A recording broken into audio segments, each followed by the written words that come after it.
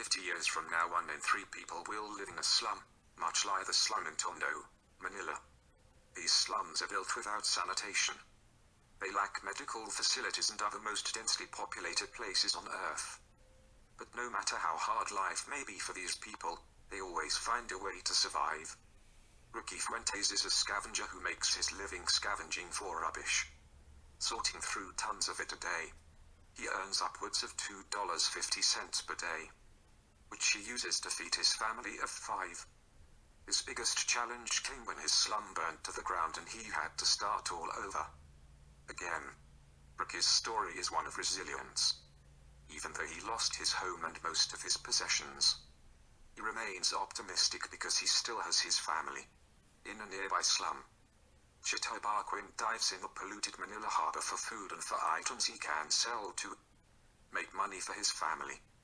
Normally he makes his living working on salvage jobs from sunken boats. Times are tough at Chito, so he resorted to diving in the harbor for tires he can sell for money. His first tire job was a loss. The cost to ship the tires was more than the money he made. Eventually Chito will find a job as a street cleaner, making minimum wage, which is just enough to keep his youngest daughter in school. Tire repairman Freddy Armayang runs a business on the busiest road of the slum. He has been repairing tires for 32 years. But competition has recently taken a majority of his profits, as there are now multiple tire repair shops on the same road. Freddy has been served with an eviction notice unless he starts paying rent and electricity. That isn't even the biggest of his problems. His granddaughter is in need of a life-saving operation, which turns out to be a very expensive procedure. Every day we live our lives and complaining about small insignificant things. Little do we know exactly how lucky we are to have our lives the way they are. Growing up we take small luxuries for granted, such as proper sanitation, safety, access to clean water and health care, education, and being able to eat every day. We fish for sports, for pleasure, but not for survival. We complain about how hard education is when we are lucky enough to receive education. In the slums of Manila, the people have nothing, no access to clean water, improper infrastructure, lack of education and health care, and deal with much crime on a daily basis. There seems to be a negative cycle of problems. Where it begins is hard to say. It starts with the lack of amenities and goods. It is because of this that the people of the slum communities are constantly fighting for the same goods. With the lack of education and opportunity to move beyond the slums, the people fight and struggle to survive for generations in these slum communities.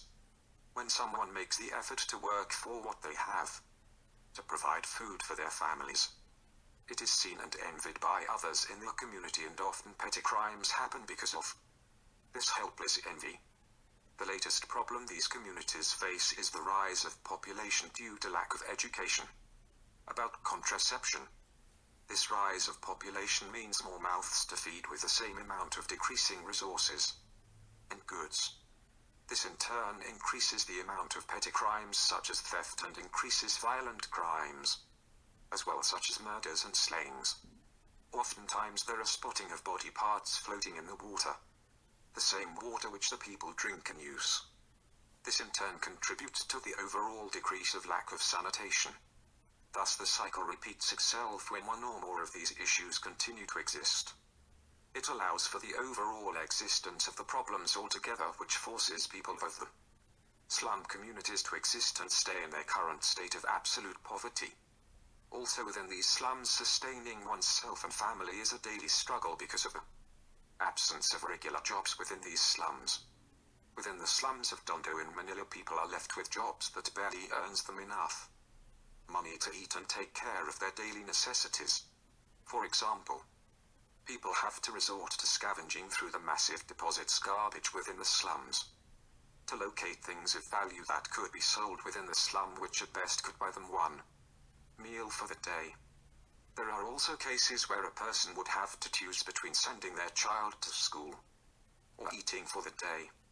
Children sometimes even have to begin working with their parents to sustain the whole family, while living in conditions that can't even fit the whole family. Within these slums, disaster is also common and hard to mitigate. Fires are an occurrence that happen regularly, and when they do occur, it causes excessive damage due to poor level of infrastructure within these slums, in which then the residents have to take to guarding their land and stop working.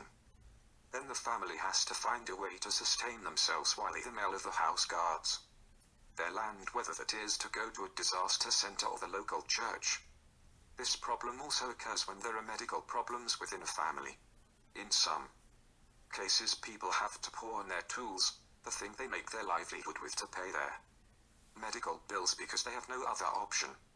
The combination of these two factors of no jobs available and poor disaster security creates the constant cycle of the slums, where people can't sustain themselves, which then leaves them to endure in these poor living situations that could be endangering their lives.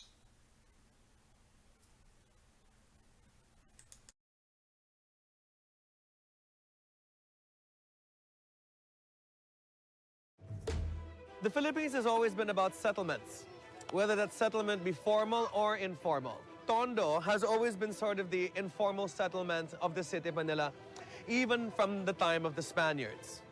Because you have to understand that land ownership was not really a big thing in the Philippines during Spanish colonial times. The church owned all the land. So if you weren't on church land or rich enough to actually have your own hacienda or your own private property, you were immediately what was considered to be a squatter.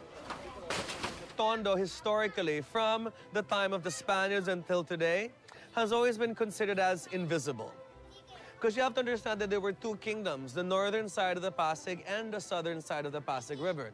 The southern side of the Pasig River ended up being co-opted by the Spaniards. And because of that, Intramuros was created, the 7 churches, and your idea of Manila. Don't be mistaken, although Tondo may have been considered as invisible, a place for troublemakers, it was not as poor and as destitute as it was today. Actually, back in the early 20th century, Tondo was a place full of beach resorts. What changed it? World War II. When the Americans came in and the Japanese and completely annihilated the city of Manila, this was one of the first places to go because they encamped themselves on the north side and bombed the south side from this area. So, after the war, when everything was decimated, all of the squatters that were escaping the poverty brought about by war in 1945 ended up settling in this area. A lot of the reasons why squatters or informal settlements happen in the Philippines has a lot to do with migration. There simply were not enough jobs in the provinces for people, whether that be during Spanish colonial period or in current times. Okay, one of the reasons why we cannot solve these problems is because of the modern laws of the Philippines. Back in 1986, after we kicked out Ferdinand Marcos and Imelda from Malacanang Palace, Corazon Aquino rewrote the Constitution. And it was written badly and in a hurry, okay? So one of the provisions that are inside there is that now, in order to be nationalistic, Filipino corporations can only happen if 60% of the company is owned by Filipino, and a foreigner can only own 40%. We have the most unfriendly and hostile environment when it comes to foreign direct investment.